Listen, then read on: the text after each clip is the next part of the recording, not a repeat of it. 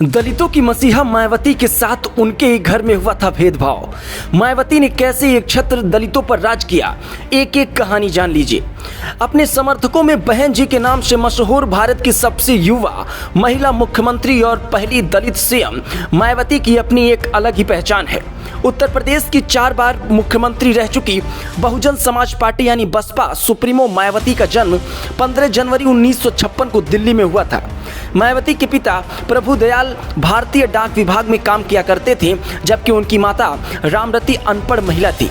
मायावती के 6 भाई और 2 बहनें हैं।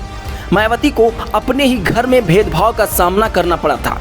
मायावती के भाइयों को अच्छे स्कूल में पढ़ने भेजा गया था, जबकि मायावती और उनकी बहनों को एक ऐसे सरकारी स्कूल में दाखिला कराया गया था। मायावती का पैतृक गांव उत्तर प्रदेश के गौतम बुद्ध नगर जिले में है। उन्होंने दिल्ली के कालिंदी कॉलेज से LLB की डिग्री हासिल करने के बाद B.Ed की पढ़ाई भी की और इसके बाद मायावती ने टीचर के रूप में अपने करियर की शुरुआत की। 1977 में कांसीराम के संपर्क में आने के बाद मायावती ने राजनीति में अपने आने का फैसला किया और 1984 में जब कांसीराम ने राजनीतिक दल बहुजन समाज पार्टी का गठन किया तो मायावती ने टीचर की नौकरी छोड़कर बसपा के कार्यकर्ताओं के रूप में काम करने लगी। उत्तर प्रदेश के मुजफ्फरनगर जिले की कैराना लोकसभा सीट से मायावती ने पहला चुनाव लड़ा। पहली बार बिजनौर सीट से जीतने के बाद ही मायावती लोकसभा पहुंची थी। मायावती 1995 में पहली बार उत्तर प्रदेश की मुख्यमंत्री बनी। मायावती दलित और कमजोर वर्ग के हित के लिए कार्य करती रहीं। 2001 में कांसीराम ने मायावती को अपना उत्तराधिकारी घोषित कर दिया। मायावती ने दलित होने पर नहीं बल्कि लड़की होने पर भेदभाव का सामना किया था और इस बात का खुलासा मायावती की बायोग्राफी के लेखक अजय घोष ने अपनी किताब बहन जी बायोग्राफी ऑफ मायावती में किया था।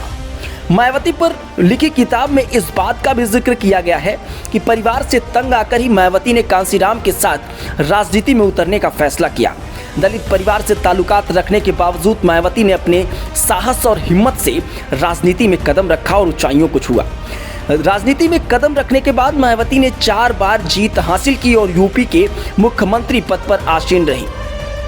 बता दें कि मायावती के ऊपर कई किताबें लिखी जा चुकी हैं। इनमें आयरन लेडी कुमारी मायावती, जिसे लेखक और पत्रकार मोहम्मद जमील ने लिखा है, और इसके अलावा मायावती ने खुद हिंदी में मेरा संघर्षमय जीवन और बहुजन मूवमेंट का सफरनामा लिखा है।